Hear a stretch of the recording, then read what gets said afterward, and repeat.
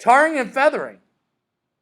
Imagine like Leah, just doing her job. She's sent to America to collect taxes.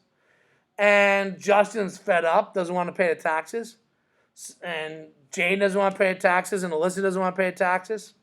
So while Leah's walking around, Justin comes up behind her and hips her over the head of the club. That's assault. That's bad. But then B, they rip off the person's clothes and they pour scalding hot tar. The same black stuff that they use to make roads. Asphalt is rocks and tar. So it's hot and sticky. And it burns them, but it's also stuck to them. They can't get it off. And then they pour feathers on top of that. So they look like the picture shows, a great big chicken person. What? Exactly. Pretty crazy, right? That is so crazy. And then, not only is this person have no clothes on, are burnt severely, have feathers that are itchy and stuck to them, but then they parade them around the town. Look at the tax collector. That's messed up. If you do that today, that's assault. All right? Don't tar and feather somebody. But this is something that people are doing as an act of protest. Again, remember our spectrum, lesson 1? This is on that far right end. The assaulting members of the government as a form of protest is an illegal act. But they are doing it because they're angry with the law and they want to change. Now, do you think that the British are like, oh, they're rioting and assaulting our government officials? Let's get rid of the law. Oh, heck no. The British are like, what? They start sending even more soldiers into America to control the Americans. Things get even worse.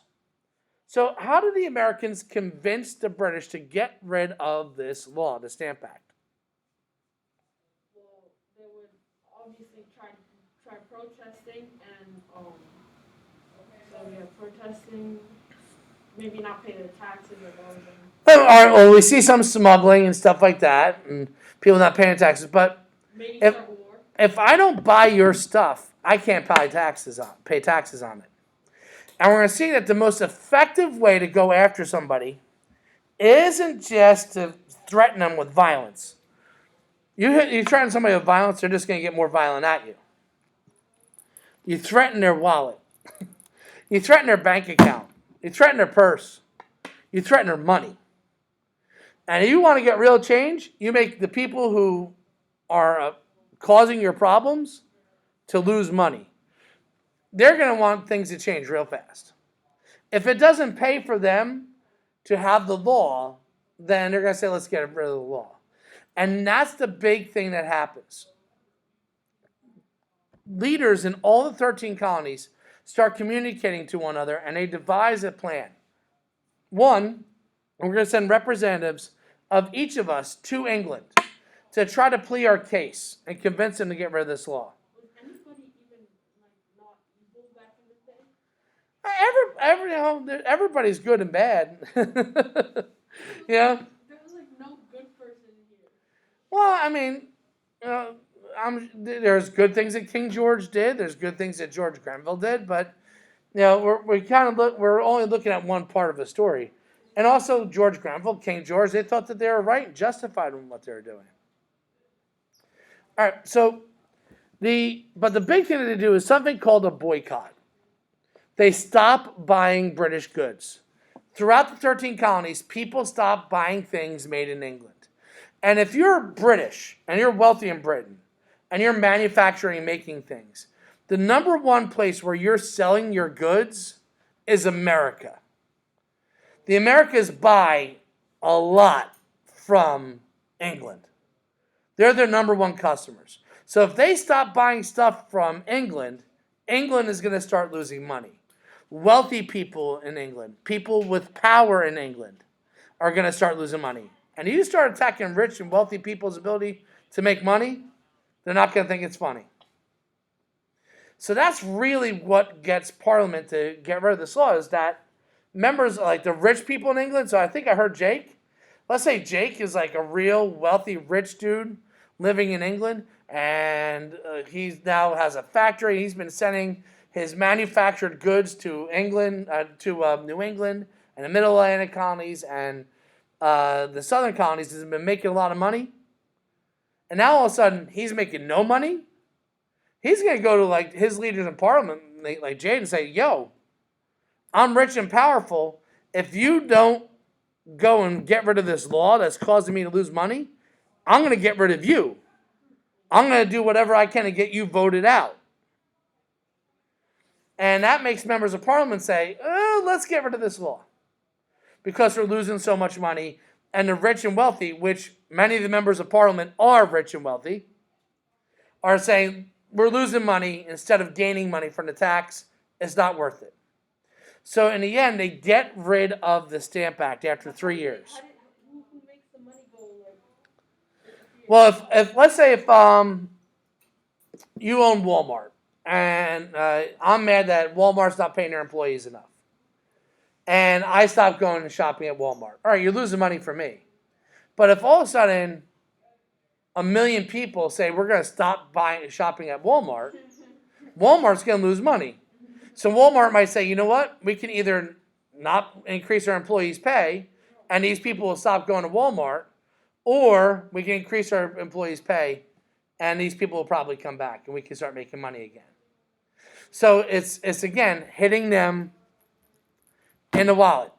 That's a great way to convince people. The number one way to get somebody to say uncle is to make them lose money. So the British repeal or cancel out the Stamp Act, thanks to especially the boycott. And King George and George Grenville, the Prime Minister, are really angry about this. They feel like you're rewarding bad behavior. The colonists didn't like this law, so they rioted, they assaulted tax collectors, they aggressively stopped buying our goods. They live in our land. We allow them to live there. Who do they think they are? You're rewarding bad behavior. That'd be like if Sam came up to me and said, "Hey, give me a cookie." And I said no, and he punched me in the face, and I gave him a cookie. What's he going to do next time he wants a cookie? Yeah, punch me in the face, yes. He's going to keep hitting me. If I reward bad behavior, it only encourages bad behavior. So in the eyes of the king and the prime minister, this was a bad idea. You shouldn't have given up on this law, even if we were losing money. But in the end, the interests of money are greater than even the king and the prime minister. So the king makes sure that when the law is passed that repeals the Stamp Act, they write one line in it that's really important. That England reserves the right to tax the colonists, quote, in all cases whatsoever. In other words, we might be getting rid of this tax, but we still have the right to tax you. We might be getting rid of this tax, but more taxes are coming. You still have to pay, and you still don't get a say. So you might got rid of this law, yeah, but you didn't get what you ultimately wanted. You don't have taxation without representation, or you don't have taxation with representation. So, in other words, we will tax you again, and next time we're going to be ready for you. For the colonists, they realized, wait a minute, if all 13 of us start to work together, we actually can get something done. We got them to get rid of this law that all of us hated because we worked together and boycotted and sent people to England together, united to negotiate. Maybe if we work together more, that might be a good thing. Make sense?